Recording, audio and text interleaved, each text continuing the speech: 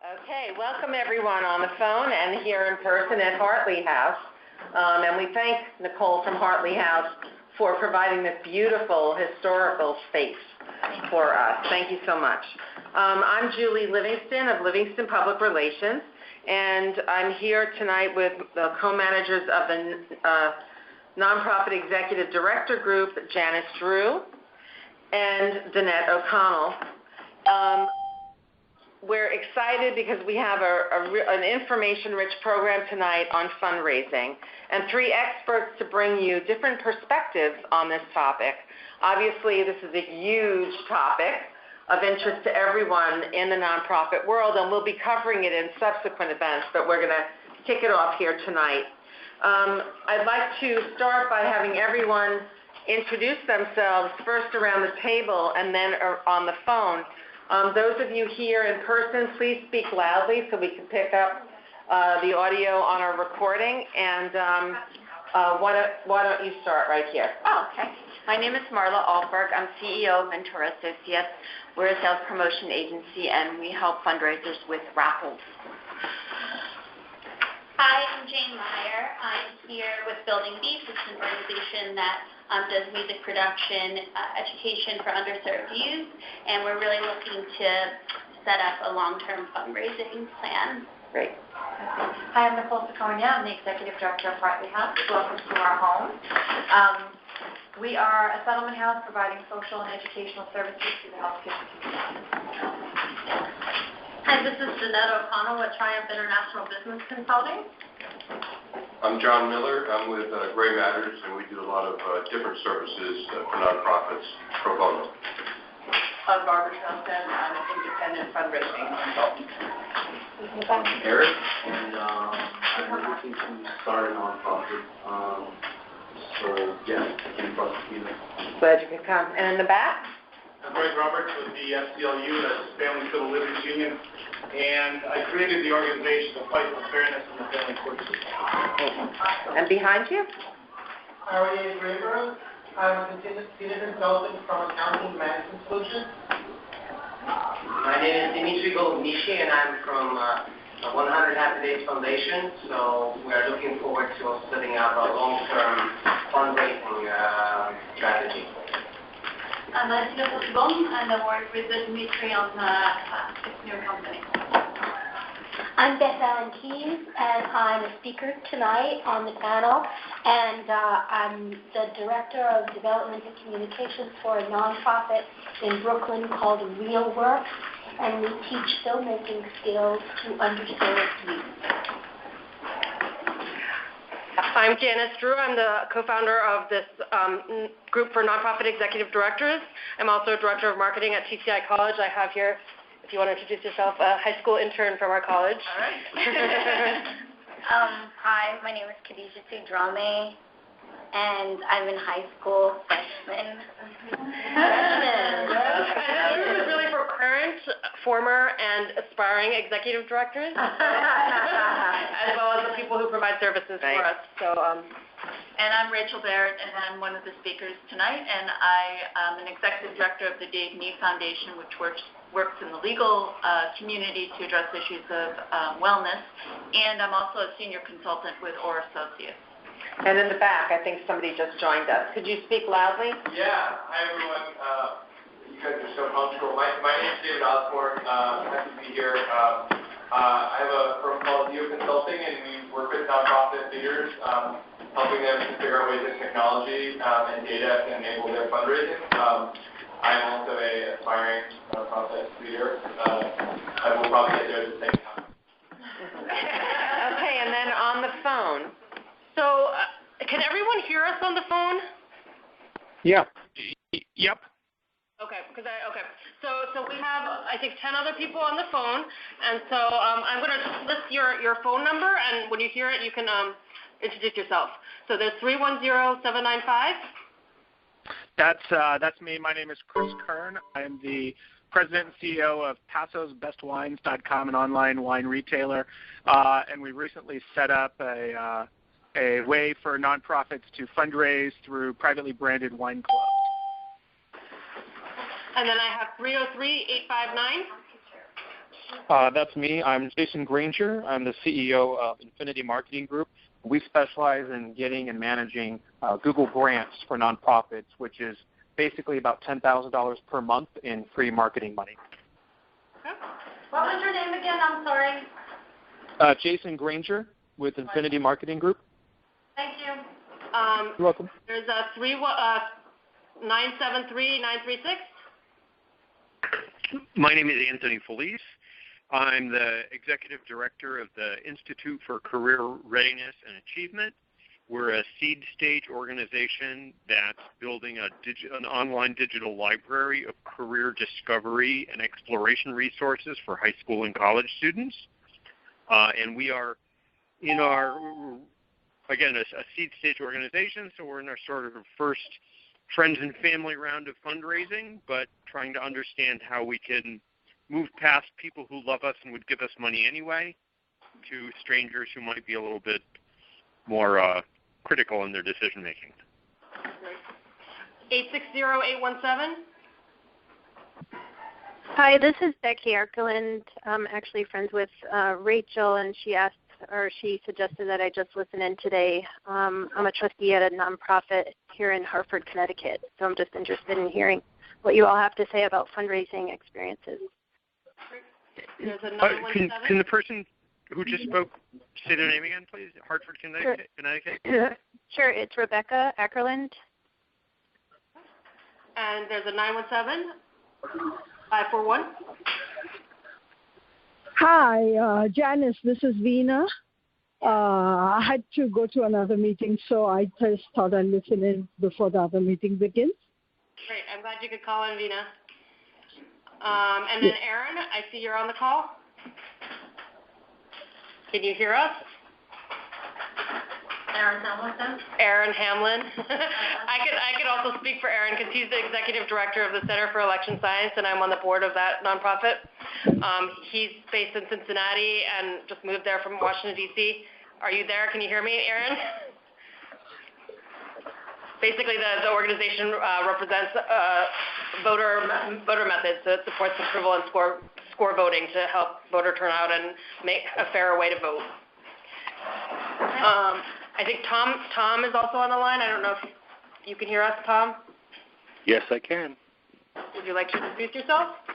Sure. This is Tom Capone. I'm the executive director of the New York Distance Learning Association. And did I miss anyone else on the call, or anyone else who came in late? You want to introduce? Can you introduce yourself, but come up a little so we can hear you? Okay, first, is there anybody else on the call? Hi, I'm Floyd Kumar, nonprofit manager. Beth and for several times. Great. And I tend to focus on interim executive leadership for organizations and centers. Anyone else? Anyone else on the phone? And if non-profit representative, the Light Millennium. So the United Nations organization? NGO, okay. Okay. Thank you, everyone. I think we might miss one more person. I'm over from Australia. I work for Australian Cross and working on that. So glad you could come. Did somebody else just join the call? Please introduce yourself. Hi, this is Aaron. Tried calling and that seemed to work. Otherwise, didn't have sound. I just introduced you, Aaron. Do you want to say anything else? Sure. I'm the executive director for the Center for Election Science. So it was there. I missed the other aspects of the introduction. Sorry. No problem. It's recorded, so we'll share this afterwards. Okay, so let's get started on our program. And I invite the people in the other room to pull up a chair and come in here so you can hear better, if you'd like. Can you guys hear about this? If you can, that's fine. I just want you to become. Like very close to you. Okay. All right. It's like a stadium seating. So what we're going to do is I'm going to introduce our speakers in a little more detail, and then ask each of them a question. And then I will ask the question to all of the speakers, and then we'll have some time for discussion, okay? So Beth Ellen Keyes is Director of Development for Real Work, which is a nonprofit that helps young people get into filmmaking. Before this, she managed 2 consulting practices, one called Causes First, geared to nonprofit fundraising and management, and then Speaker Space, a conference and event planning consultancy. She's worked for a lot of different nonprofits, including Someday Melissa, the Bully Project, Count Me In for Women's Economic Independence, Music Empowers Foundation, and more. She's also worked for corporate clients, including Variety, the Toy Industry Association, the Paley Center for Media, the World Technology Summit and Awards, and others. She's been associated with New York Women in Communications since 1997 and serves as the executive producer of the annual Matrix Awards. She's been a 3-time chair of the Star Breakfast for New York Women's Agenda. Please welcome Beth Ellen Keyes.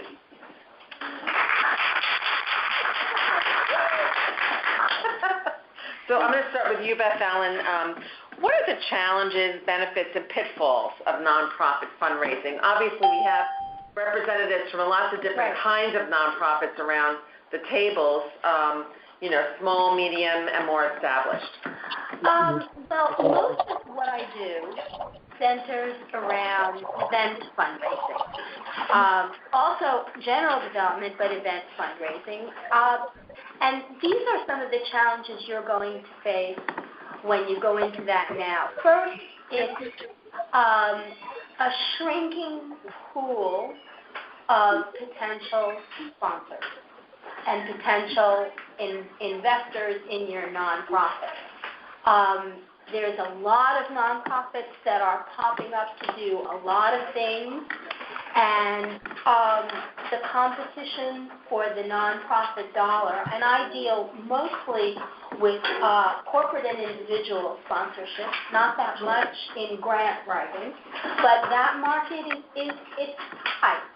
And you've got lots of competition no matter what area you're in. Another I think, pitfall is schooling your board to understand what their job is in terms of fundraising for you. It's their job, it's their fiscal responsibility to make sure that your organization is financially sound and solid. And you as staff must support the board to do that. But they need to have fundraising top of mind all the time. The other part of it is that you need your leadership, your executive director, your president, also to have fundraising top of mind all the time. If you're doing a job search and you're looking for an executive director for your organization, if they are not comfortable fundraisers, they may not be the person to have that job for you. It's a tough time now, and you need all of your feet on the ground in terms of people who are willing to make the ask on your behalf. Thank you. I'd like to introduce our next speaker, Rachel Barrett. Rachel is a senior consultant with Orr Associates and executive director of the David Nee Foundation. She has more than 15 years of experience in the nonprofit sector, working in both domestic and international organizations in the areas of health and mental health, community development, and advocacy. She's worked as a fundraising consultant and has been engaged with a lot of nonprofits in the New York metro area. And her core expertise is in development and execution of strategies to increase revenue from institutional donors, foundations, corporations, and also government. Rachel has worked with major organizations such as the International Rescue Committee, the Women's Refugee Commission, and Catholic Charities of the Archdiocese of New York. She's a member of the American Association of Grant Professionals, the Association of Fundraising Professionals, Women in Development, the American Evaluation Association, and others. And we welcome Rachel. Rachel, question for you. we'd love to hear, I understand that you just gave a talk or a program about foundation prospect solicitation, about the whole process. And I'm sure there were a lot of takeaways that the audience here and on the phone would love to hear about. So I'm hoping that you'll share some of the learnings from that program with us tonight. Absolutely. So first, thanks for inviting me here. I love to talk about fundraising. Don't always love to do it. It is hard. The environment's really hard right now. But to the point of foundation fundraising, it's a numbers game. Most fundraising is. So what you're doing is you're walking yourself through a process of identifying prospects. And one way to do that is to use the great resource we do have here in New York City at 79 Fifth Avenue, which is the Foundation Center. You have a library, you can go, look things up. They also have an online presence, and if you do have some funding available, you can buy a membership, and they have different levels of membership, so you can do all sorts of searches. So first things first, you type in your keywords, you figure out what's out there, you get a list. So the other thing about fundraising, it's always list making. You're always making lists, checking them twice. So after you have identified a roster of potential donors, you then figure out, do I need to personally contact them? Do they not want to have anything to do with anybody? So I'll have to send them a letter first. And you want to make sure that you're matching your program with what they give. I mean, one of the most common complaints you hear from foundation officers is that the prospective grantee submitted something that had nothing to do with what we fund. They're just like papering the world. So as much as I'm saying it's very important to get yourself out there and essentially paper the world, but be very strategic about it. So you want to identify who could be a potential match, write a strong proposal, letter of inquiry, concept note, and then figure out what your dollar amount could be, and you kind of wait. So the process can take anywhere from 6 to 9 months sometimes before you see the cash in hand. If you do get rejected, and you will get rejected because it's oftentimes, I usually figure out of the 4 prospects I have, 1 is going to come through. So when you do have a rejection notice, pick up the phone, call, find out what went wrong, what went right, what do you think, is this a good match, do you want to come for a visit, cultivate the relationship. Because sometimes it takes 2 or 3 times before you get in the door. And again, it's really, once you have a big list and you're whittling down that list and you're getting into the churn, you have a template that you can use and make sure it's aligned with the foundation and the ask is the right amount.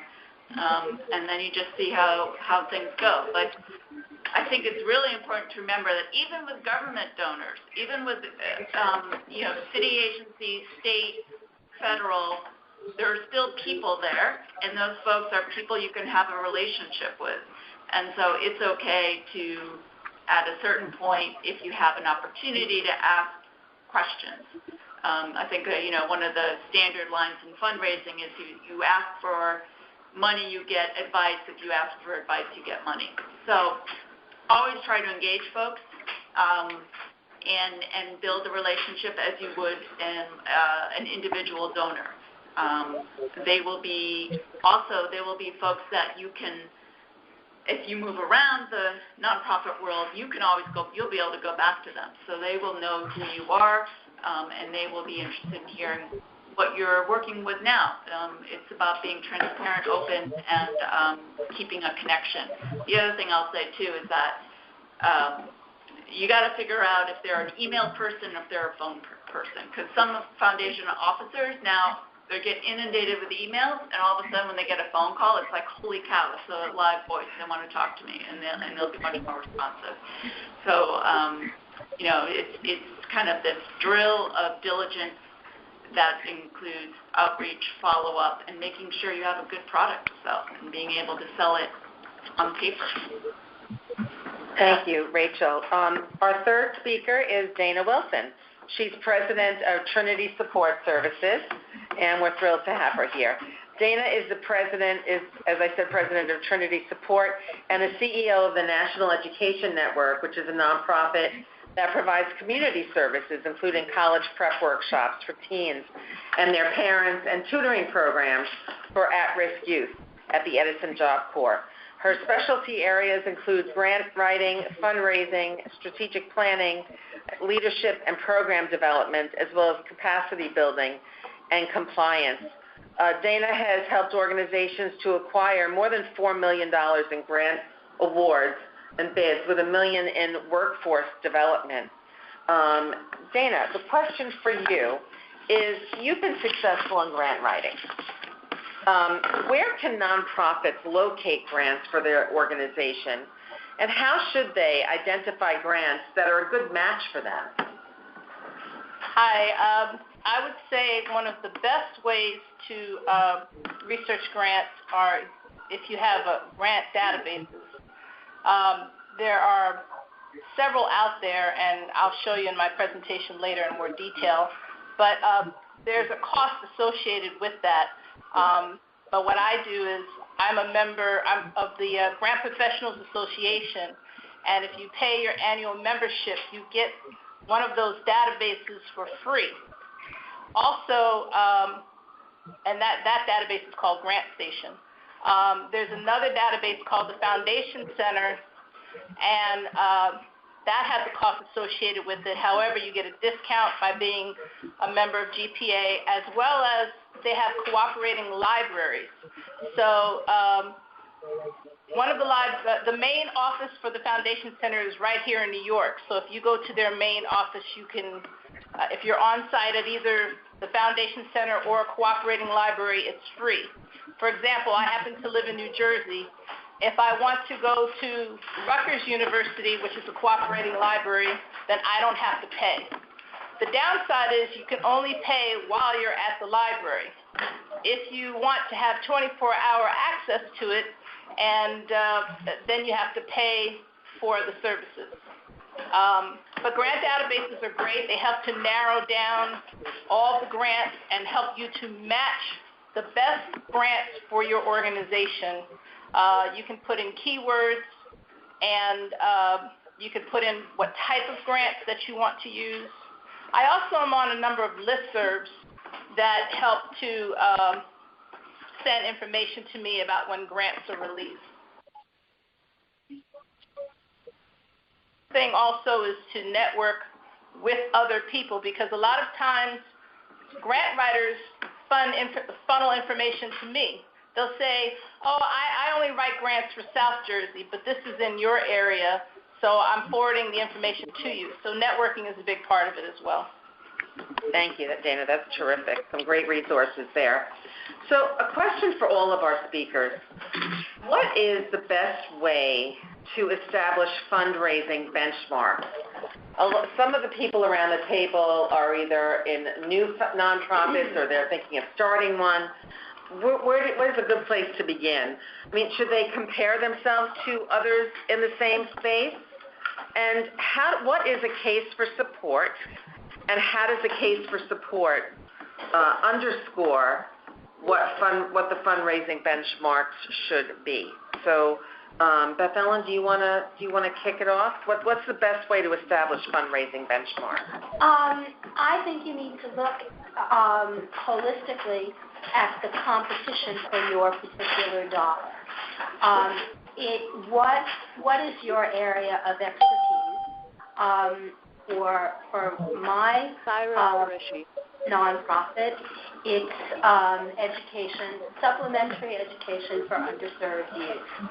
So I would take a look at all of the organizations, mostly for us in the New York metro area and the tri-state area, that do similar things that we do, and look and see who's on their board, who are the corporations that are supporting them, what their history is, and specifically in the event space, in the gala space, who's supporting their galas and how many have they had, where the gallons are, that kind of thing.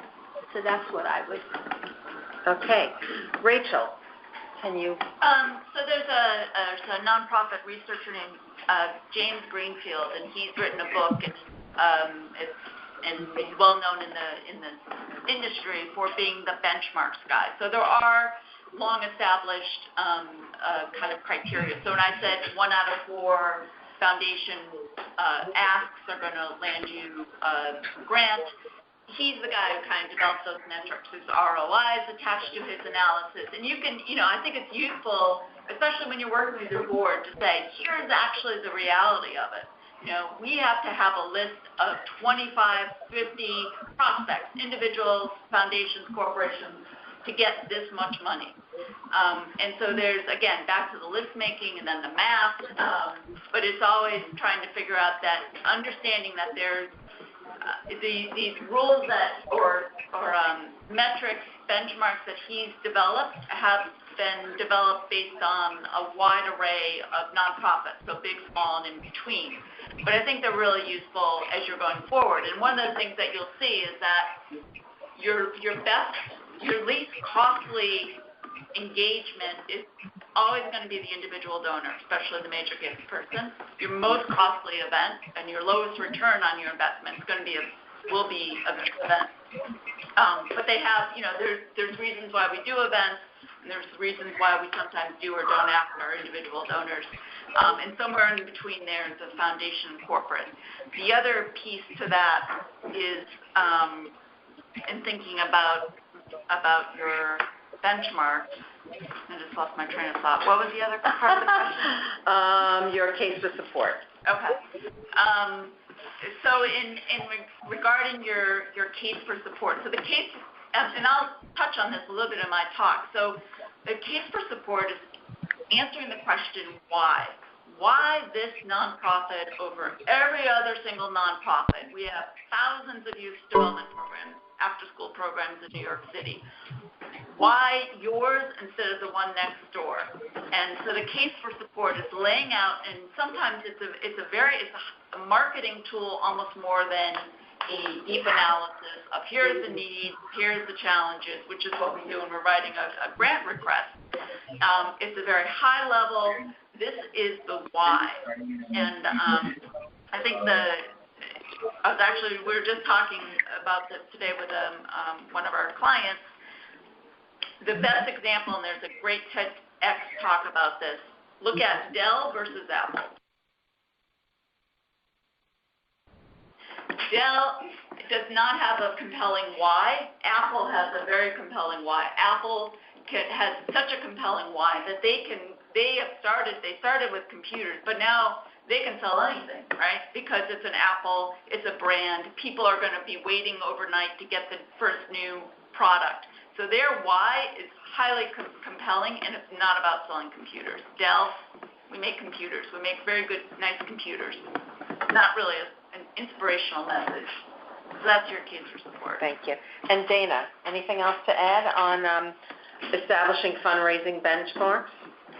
Well, what I'll add is that in the grant world, it's going to vary greatly depending on the size of the organization.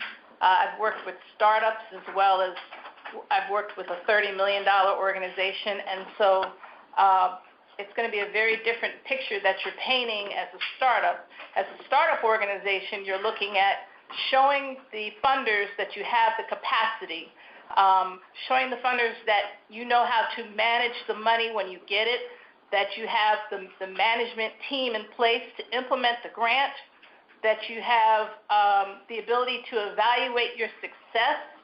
And so those are the kinds of things that you need to be able to start looking at when you're a startup in terms of setting up your benchmarks.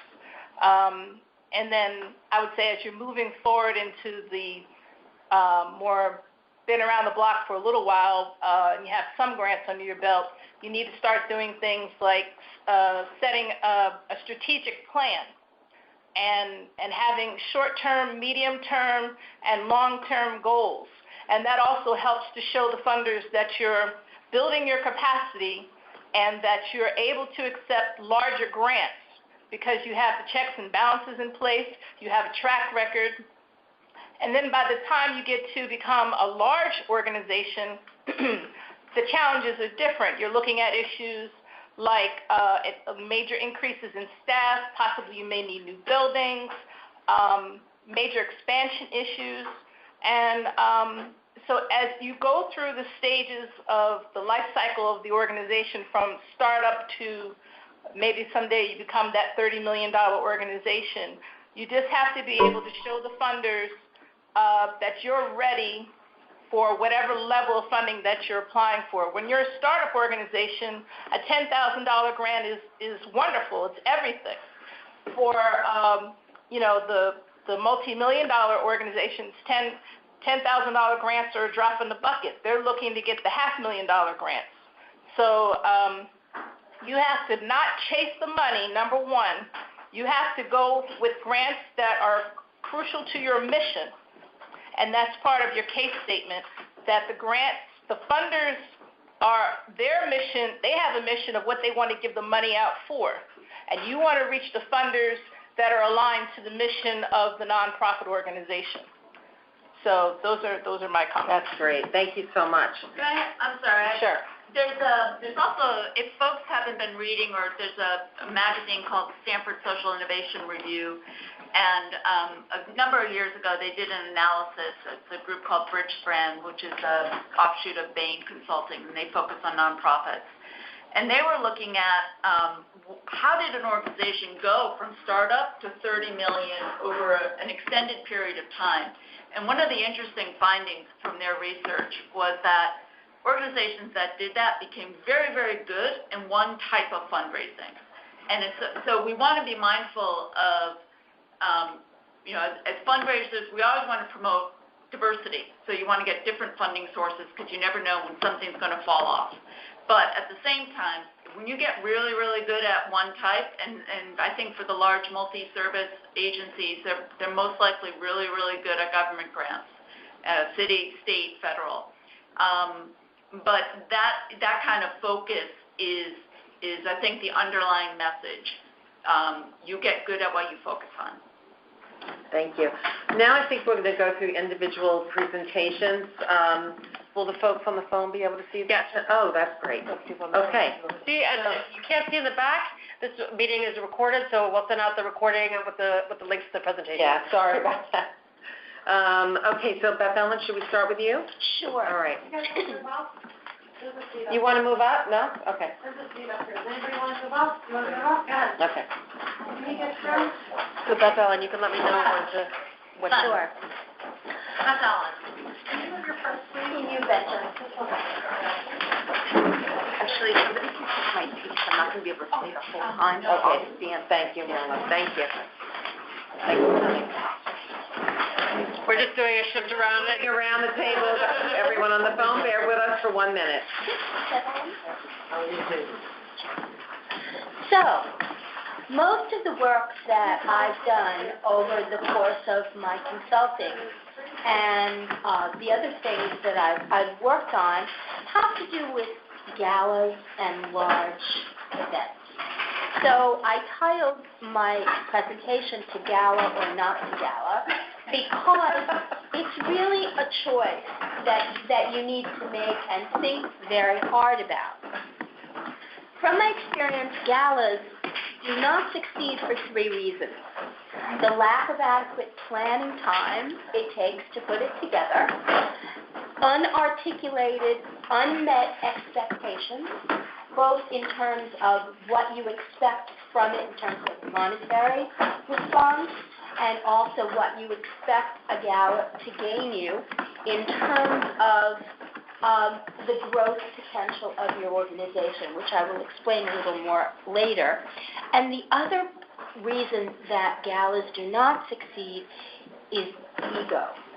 The ego of the people that are putting your gala together, who may have a very broad and expansive view of what they see in a sea of galas and may want to replicate it without really thinking about, is that the right thing to do for my organization? Is this the right honoree to choose for my gala. One of the things that I call, in the history of things that I've done, the great $50,000 mistake was an organization that I worked with chose to honor a lovely aging actress. Did she have anything to do with the organization or its mission? No. Was she local? No. But she fulfilled the expectation of someone who was on our board that wanted to see her honored. The end of this story is not pretty because we ended up expending an additional $50,000 to honor someone who brought nothing to the bottom line. Only the costs that we needed to pay in order to get her name on an invitation. So that's often something that you need to work through with your board. When a gala is not successful, it takes an enormous toll on your organization because you're all, if you're anything like the places that I've worked, you're all very mission-driven, you're all very invested in this, and it's a lot of work. It's a lot of work to put something like this together. So when it doesn't sort of have the bang at the end that you hoped, there's a lot of time that takes to work through the time that you spent doing this, the expectations that people had that weren't met, and it's a disappointment in terms of the morale of your organization, which is sometimes really hard to get through. So why do you want to do this? Why do you want to hold a gala? Money is the obvious answer, but it can't be the only reason. For first-timers, we were just talking about setting benchmarks. You need to set the monetary benchmarks for your gala. And for people who have had galas before, you need to build incrementally each year your footprint in the area of expertise of your organization. In other words, every year that you do a gala, or however the interval is between your gala, you need to be exponentially increasing your footprint in what you do, making your name and your board and what you do to serve the population that you serve, making that known. And that's another very important reason why you do a gala. Because there are huge inherent costs in doing a gala, which you might not realize. Someone could say, wow, my gala raised $400,000. However, you have the amortization of the salaries of your staff that are going to be putting in 24/7 to get that gala up and running. You've got marketing costs. You've got event production costs. So chances are that $400,000 is not going to be $400,000. It's going to be $200,000. And you have to understand the ramifications of all of that work for that payback to you. So you could change, how long will I need to pull this off? Really? If you have never had a gala before or a large fundraising event, you need a year. From the beginning of the cycle to the end of the cycle, you need a year to get done what you need to get done. Truly a year. Truly a year. Absolutely a year. Really Truly a year. If you've done this before and you've had a plan, and you have a plan, you could cut that year down to potentially 9 months. But a year is what you need going into it. If you have not marketed a gala before, if you have not created materials for a gala before, all of that is going to be filtered into the time that you take to get it. So really, you need to understand what effect working on this gala is going to have on your organization who's already got a full plate. You're already putting out all kinds of programs, doing great work. A gala is a big incremental amount of work to burden an organization with. You can change that now. How ready is my board of directors to assist in this effort?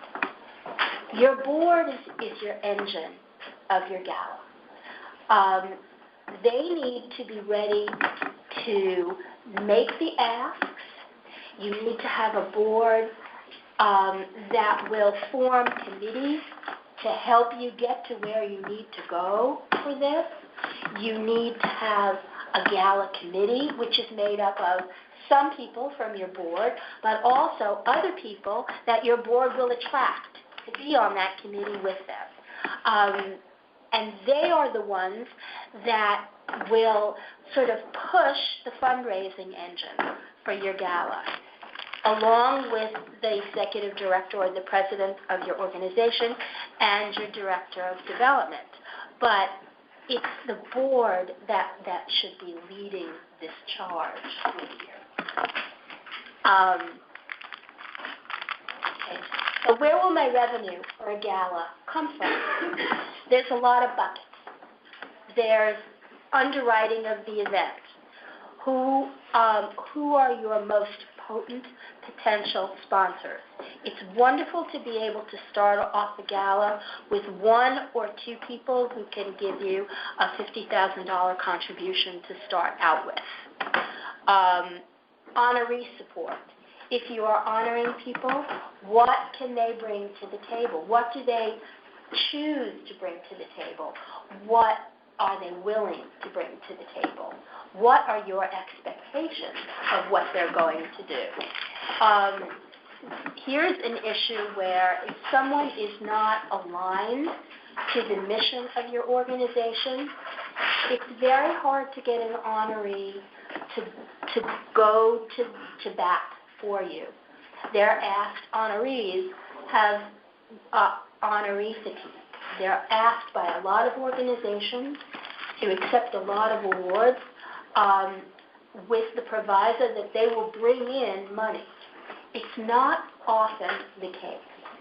And these expectations need to be looked at and discussed with your potential honorees before you agree to put their name on your invitation. There's corporate sponsorships and table sales. That's a big part of the income for the gala.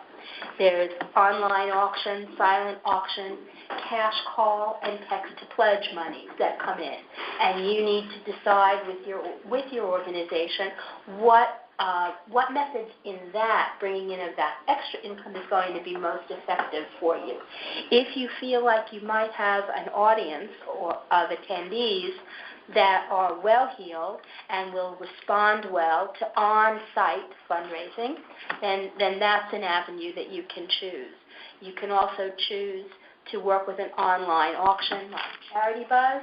If you're involved with experiential things, you can also have an auctioneer there and have a cash call. There are many, many ways to cut that, and that's incremental income to what your sponsorship and table sales will be.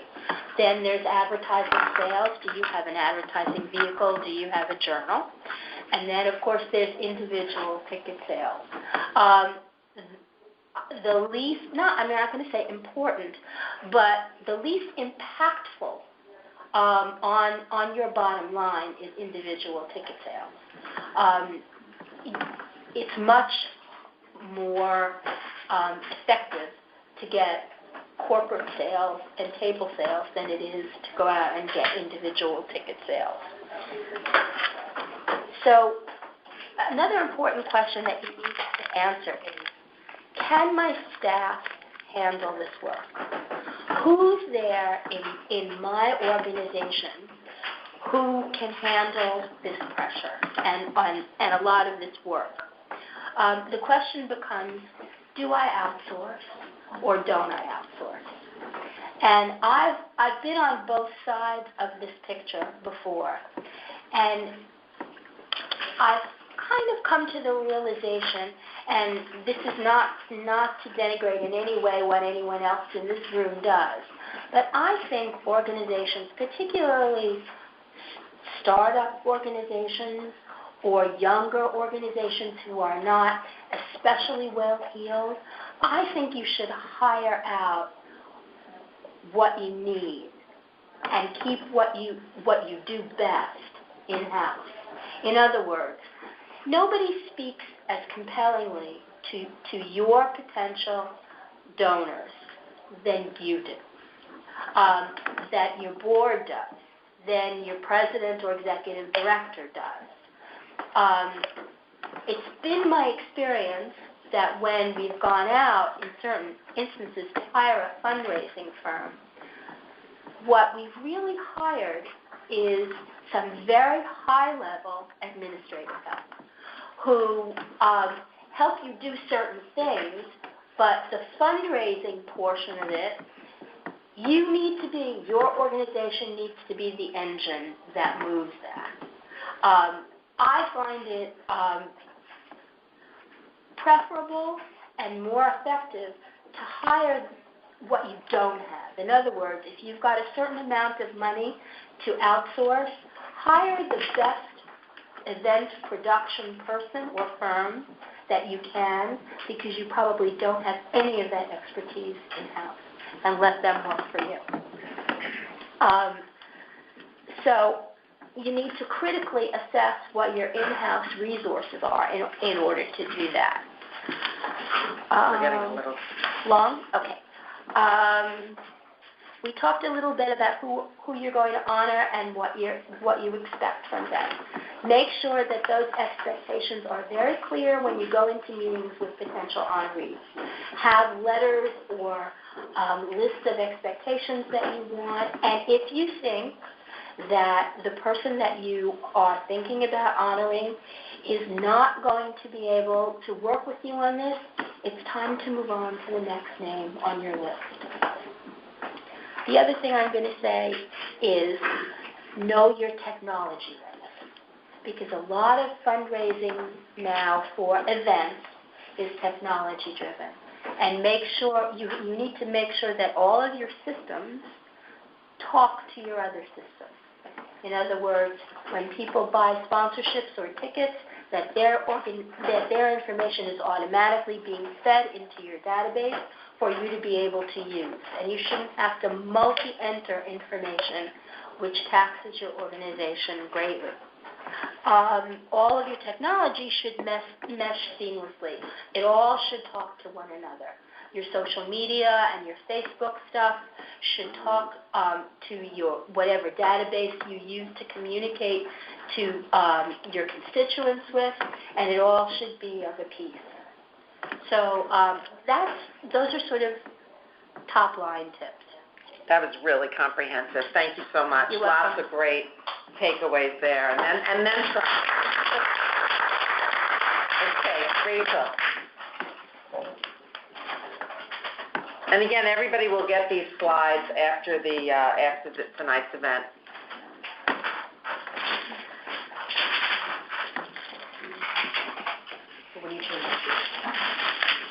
So my agenda is to talk about the board member as a fundraiser and a donor for your organization. And I'm going to go through 4 different elements: the roles and responsibilities of board members, helping the board tell your nonprofit story, some guidance on the ask, and this is a great opportunity to do some role-playing with your board, and then some ideas that you can share with your board. I think one of the most challenging things that we face as smaller nonprofits is managing the expectations. Managing the expectations for board members who are not necessarily buying their way onto this board. If they want to be on the board of the Met, it's, I don't know, $50,000 or something. It's, you're buying your seat at that table. But most of us at the smaller size nonprofit,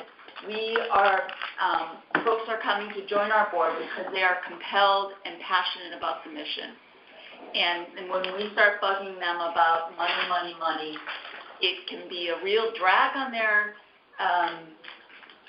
passion. and they start to feel like, what am I doing on this board? And you never want to turn someone away from your organization because that passion drives so much. So we do have 3 legal responsibilities for a board member. They have a duty of care, they have a duty of loyalty, and a duty of obedience. So back to the duty of care. They're setting the high-level strategy for your organization. They're providing guidance. They're providing some input. They're bringing their expertise, whether they're coming from legal, finance, whatever sector they are coming from. They're feeding into your strategic development that you are going to implement. There's a duty of loyalty. So you expect your board members, that your nonprofit be their charity of choice. They may be on other boards. They may have other commitments. But at the end of the day, you want them to be able to say that this nonprofit is my favorite, is my passion, is my charity of choice. And this is also thinking about as well some of the for New York State nonprofits, we did have the Nonprofit Revitalization Act of 2013, and so we do have some regulatory and compliance matters. The conflict of interest is now a form that folks have to sign off on, as well as a whistleblower policy. And then the duty of obedience. So we want folks to, we want them to know what the rules are, and to be mindful of what the charity rules and regulations are. Things like if you are raising money from a state where you're not registered, you need to get registered in that state. And what does that entail? And are you willing to take a risk, perhaps because it does cost money, and there are a lot of paperwork requirements around that bureaucracy, as you know. And, of course, we also have the fiduciary responsibilities. So a board has to maintain oversight of the resources. And this means they're going to be evaluating your financial policies. They're going to be looking at your budget that you're going to design, but they're going to say yay or nay. They're going to be looking at your financials whenever you have board meetings, monthly or quarterly. Your treasurer is going to be looking at and working with the auditors. And the end of the day, it's all about transparency and remaining accountable to your donors and remaining in compliance with state and federal regulations. So it's not very sexy, right? That kind of takes all the passion out of the room.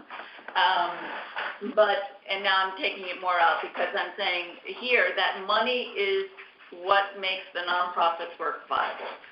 So when you bring people onto the board, and they are hemming and hawing about whether or not they can make a contribution, it's a no-go.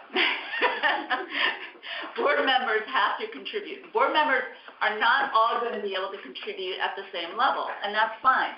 It's a private conversation between the executive director and each board member, but there should be a pledge that's made each year of how much I'm going to be able to contribute to this organization.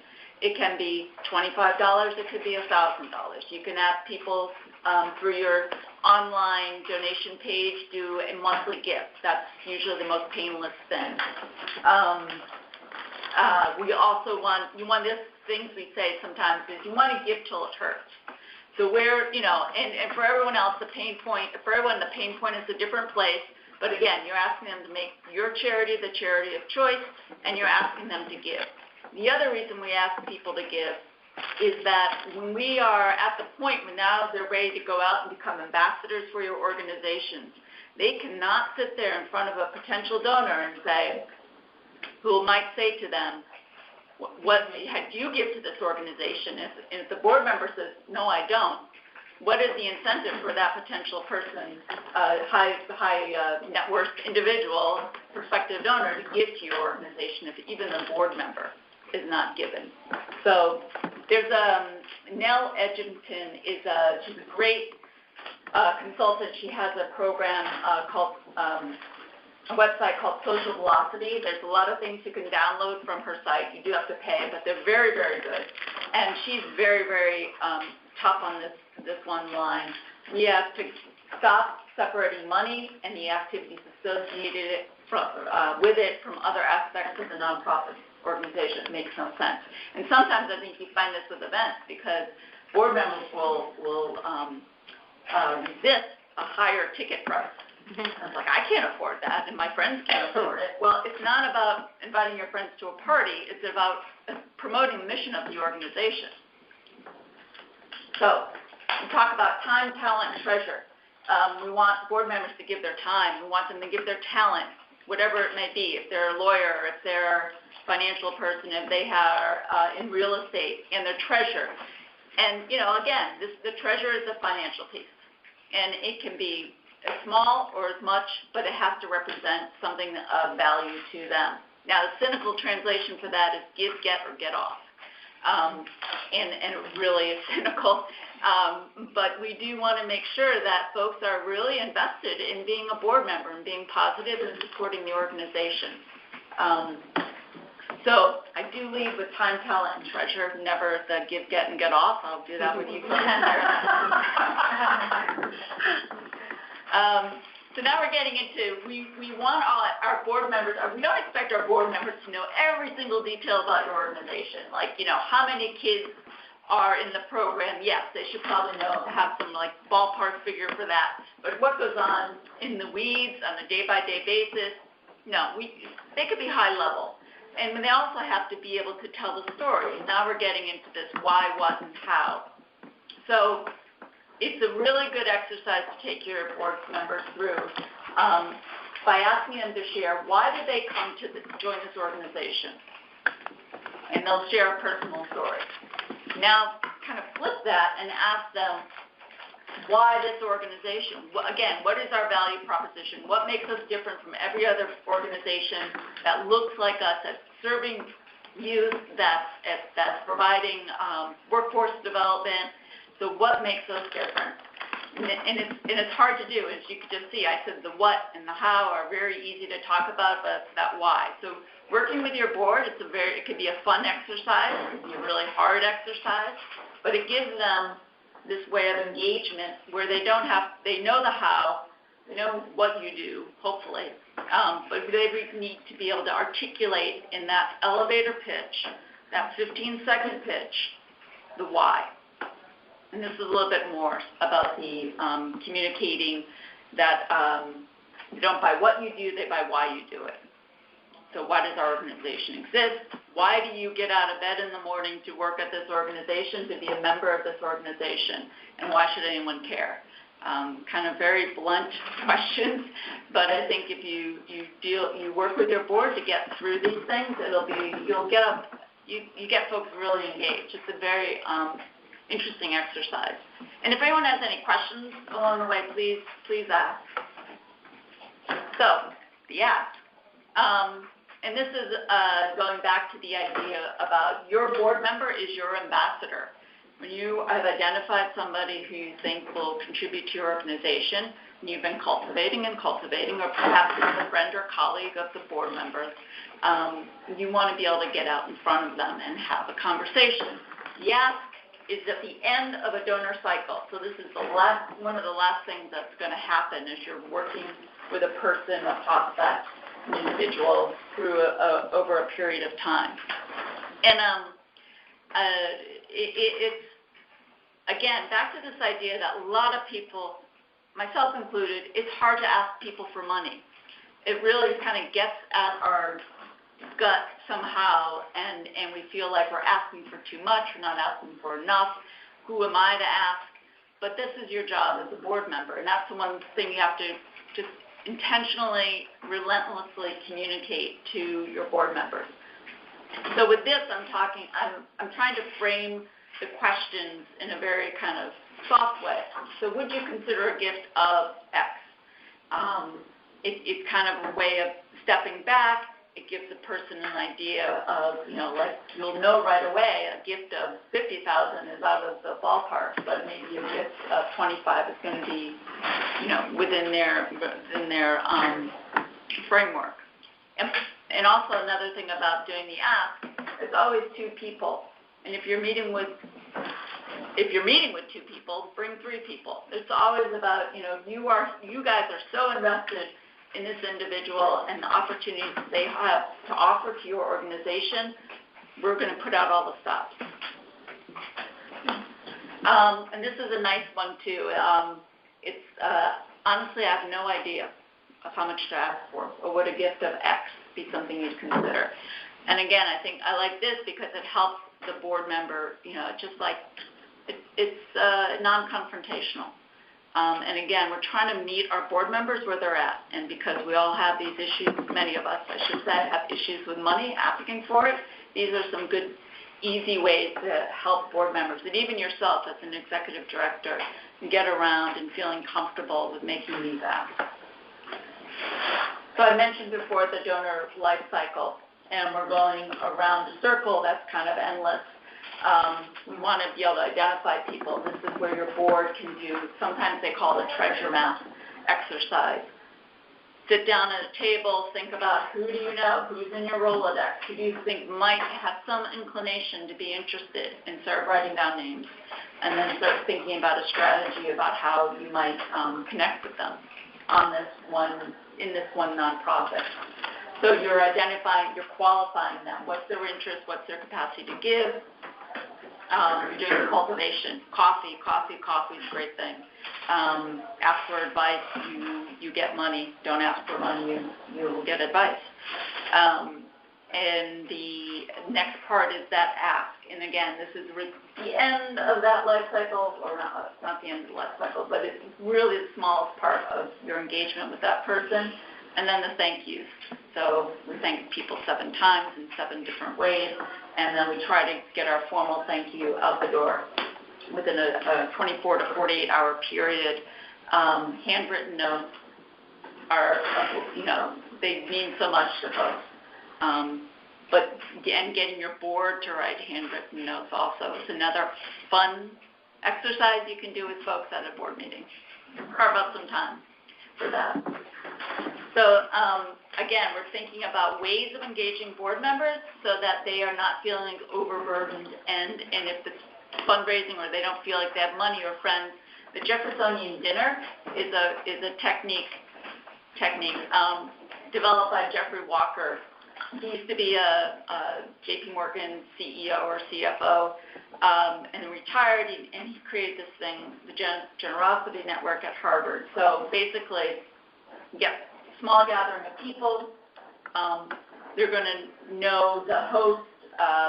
They're going to know other people at the dinner. It's going to be the ED and some board members. And prior to the dinner, you send out a question. People are now kind of engaged in what the dialogue is going to be about, and you have a conversation. And the idea is that you're getting folks talking, you're getting folks around the table, and you're enabling your board members to feel like they are bringing something to the table that's going to result in either another friend of the organization or an actual donor. But at the end of these dinners, you always ask for a commitment. So mostly, it can be a commitment of I'm going to host the next dinner, or it can be sometimes I'm going to commit to give a $5,000 grant.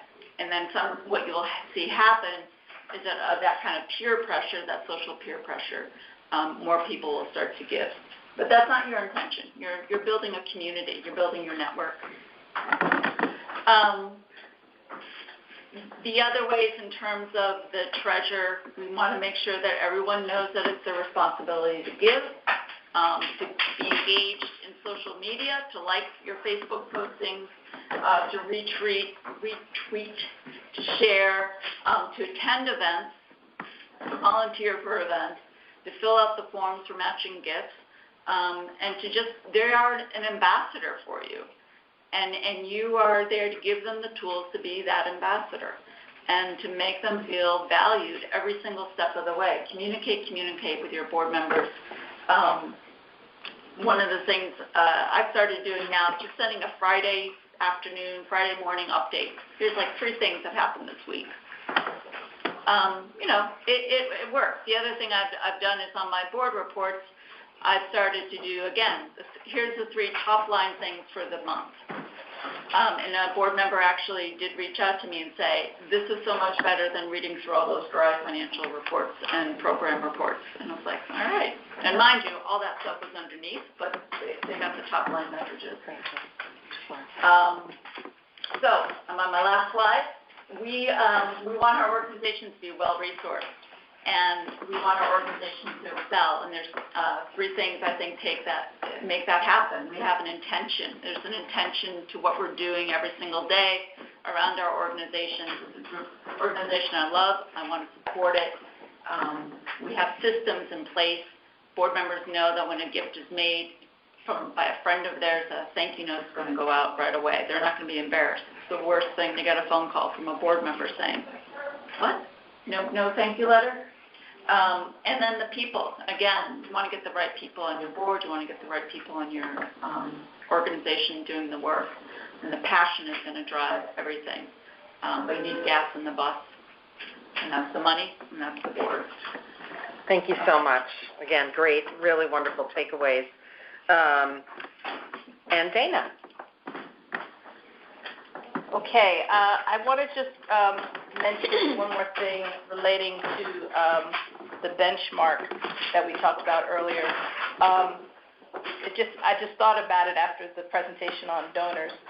One of the things that you should set as a goal, every nonprofit should set as a goal, 100% of your board members give a donation. And it doesn't matter what size. It could be $20, because in some cases you have board members that are low income. But the point is, when you are applying for grants, oftentimes the application will ask you, is your board giving? And at what level? They don't want to know, did somebody give $10,000?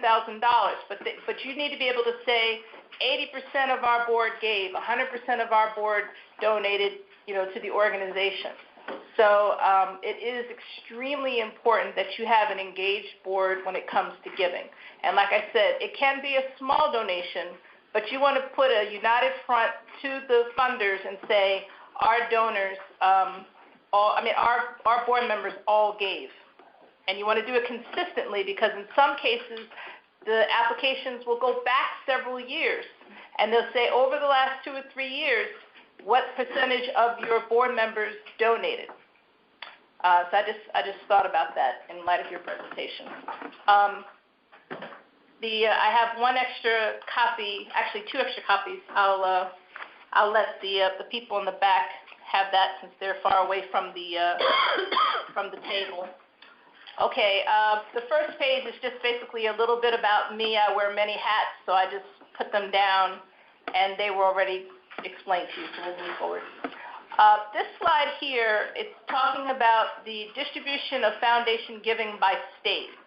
Basically, there are 5 states that give the majority of the money away, which I thought was very interesting. And back in 1975, those 5 states gave away about 60% of the money, and other states gave, 43% of the money. Now, in 2010, it's more about half and half. Those 5 states, which I'm happy to say New Jersey is now one of the top 5 states. Thank you. And New York and New Jersey are in the top 5. And so the other states give the other half of the money. So what that means is we have a lot of very large foundations in the tri-state area. We have, very major funders like Robert Wood Johnson, and we have a lot of organizations that are headquartered here. So one thing I will say about it is that that's good for us, because when you're applying to organizations that are in your area, you're more likely to get it. Sometimes they're going to say, we're not restricted to our state, but they're going to look more favorably upon applications that are in their backyard. Okay. I have a little acronym here that I like to use called COP chart. And basically what that is, it's an easy way for you to remember the 3 main types of grants. C stands for capital grants. Capital grants are grants for building and equipment. In many cases, there are large organizations that have what's called a capital campaign. And a capital campaign is when you need a lot of money to purchase a building, renovate a building. So I just gave an example here. I made this up. $2 million needed for ABC Daycare to add a new wing for an additional 75 infant toddlers and to build a new infant toddler playground. That's a capital campaign. A capital campaign is when you need a large sum of money. You get grants to finance a portion of it to show funders that you have some capacity. And then you wind up getting long-term financing for the rest of the money, just like you would with a house. You put a down payment down, and then you finance the rest with the mortgage.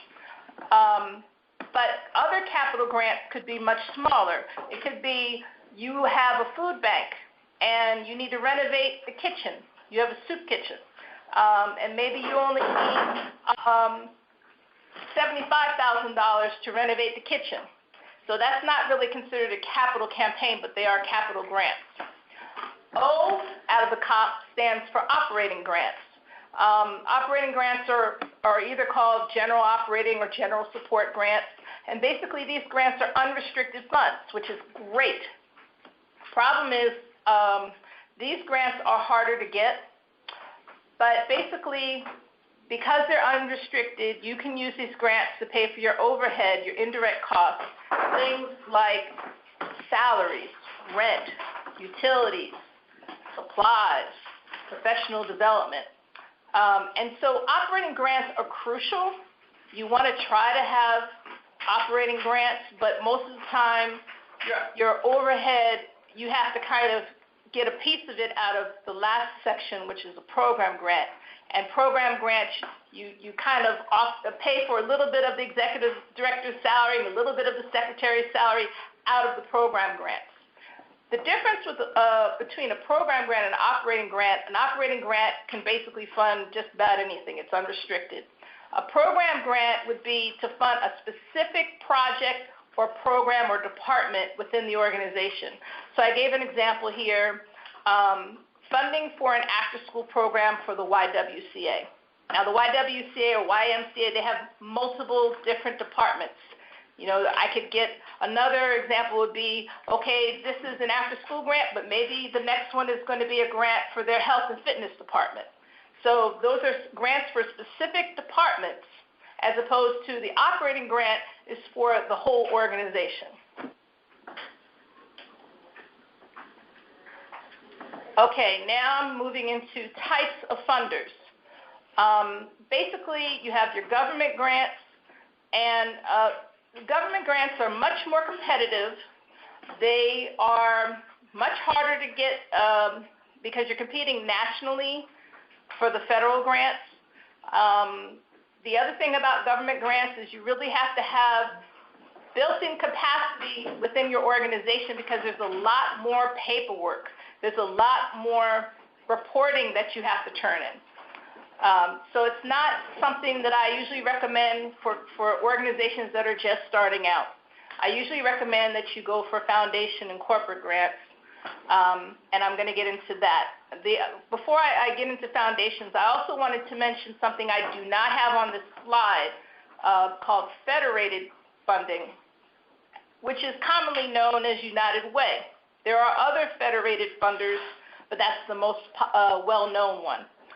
There are different things that you can do with United Way. United Way has grants that you can apply for, but they also have what they call a Federated Campaign, which goes back to the individual donors. And usually the difference between a federated campaign versus your own annual campaign where you're soliciting donors yourself, a federated campaign is basically when you're asking United Way to solicit government employees to donate to your organization. So they're going to, United Way is going to go to the post office workers and all the other federal and state and county government employees and say, please donate to the United Way, and then there's a checkbox that they can check for what type of organization that they want to donate to, or they can just put it into a general United Way pot if they don't have a specific organization. So United Way is a really important funder. One other thing I'm going to mention about United Way is that if you have United Way funding, some other funders won't give you as much money. So that's something you have to kind of keep in mind. Foundation grants, the last type of grant. And you may ask, well, what is a foundation? There are two principal types of foundations, private and public. And then once you go into private foundations, there are three different types of private foundations. The first one would be independent or family foundations. And you can think of all the rich people you know that are giving money away. That could be your Bill Gates. That could be, the Facebook guy. I forget his name, but you know what I'm talking about. Mark Zuckerberg. Thank you. It could be a basketball player. It could be, I won the lottery, and so now I'm going to have the Wilson Family Foundation. Basically, that's where those foundations come from. Then you have your company-sponsored or corporate foundations. And these are basically your big corporations, your banks, your Fortune 500 companies. On the train ride here from New Jersey, as I passed through Newark, I saw all of these major Fortune 500 companies. And as I was thinking about my presentation tonight, I was thinking about, that's a funder, that's a funder, that's a funder. I passed Goya, I passed Horizon, I passed Prudential, just all these different major, and Panasonic, they're all based in Newark. Same thing with New York. Tons of large corporations are based here in New York. Whatever state that you're in, you want to find out what Fortune 500 companies are in your state, and even more specifically, if they're in your county or your town, that's even better. Now, I'm in central New Jersey, so I have all of the pharmaceutical companies in my backyard, Johnson & Johnson. New Jersey is big in pharmaceuticals. So that's a wealth of funding if I'm maybe writing grants for a health organization. So you need to know what Fortune 500 companies are in your area. Finally, operating foundations, they're organizations, they're called foundations, but they're not giving money away. They're called foundations, but they're running their own programs. They're not a grant maker. Public foundations. Public foundations, they receive funding from numerous sources, and they have to retain a public charity status. They're managed like your organizations here. They have a board of trustees. One thing I'll say about public foundations, a lot of people don't understand that public foundations oftentimes tend to be very specialized. There are some examples that I've listed on the PowerPoint, such as community foundations. There are women's funds. There are, like here in New York, you have the New York Women's Foundation, other public foundations, and these are, like I said, very specific. It could be health funding foundations and so forth. I mentioned earlier when we first started out about grant research databases. There are three that I'm going to mention tonight that are popular. There are others out there, but these are the ones that grant writers typically use the most. You have eCivis. eCivis, one of the head people for eCivis is the lady Dr. Beth Browning, who wrote How to Write Grants for Dummies. So she's very popular. Anyway, Foundation Center is right here in New York City.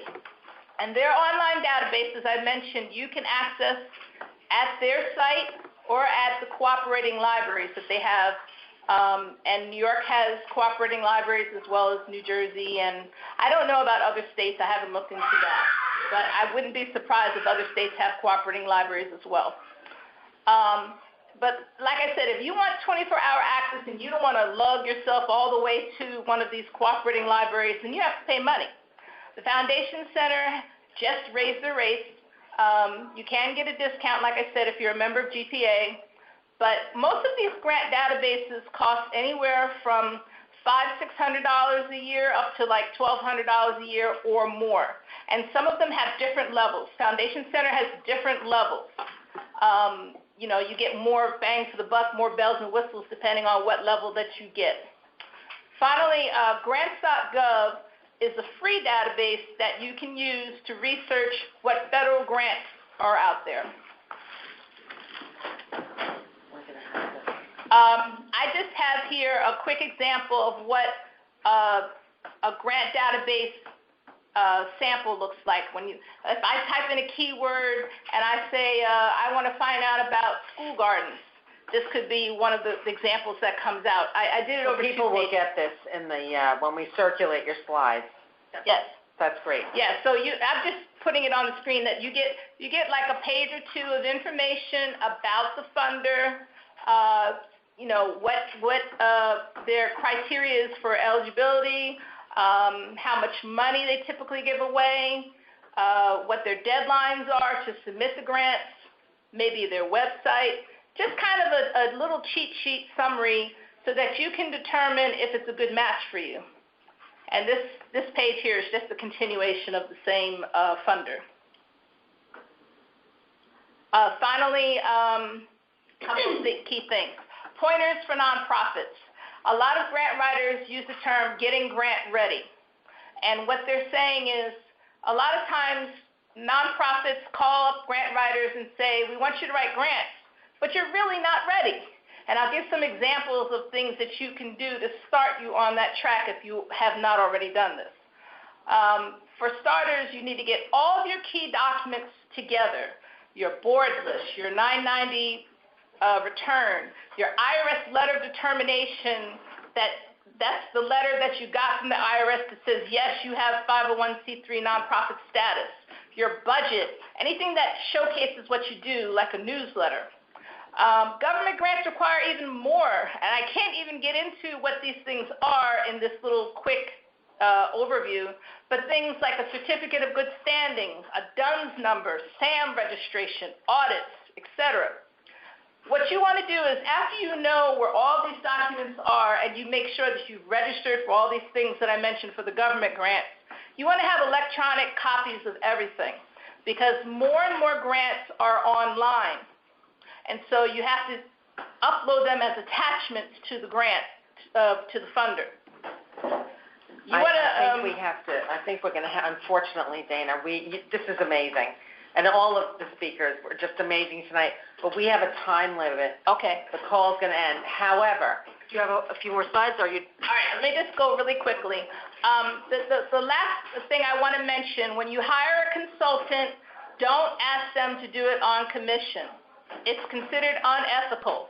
If I tell you nothing else, since I'm a member of GPA, I have to tell you that we do not work on commission, and you have to pay us regardless of whether you get the grant or not.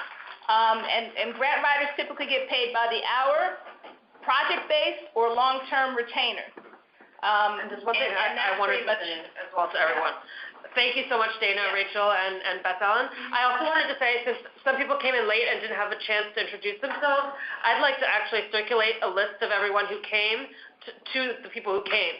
So if unless you don't want to, please do send via email to Danette, Julie, or myself your name, your organization. You can write a few sentences, and we'll circulate a document with just send over your email address. We'll share it with everyone else, and we'll share the PowerPoints with anyone on the call as well as in the room.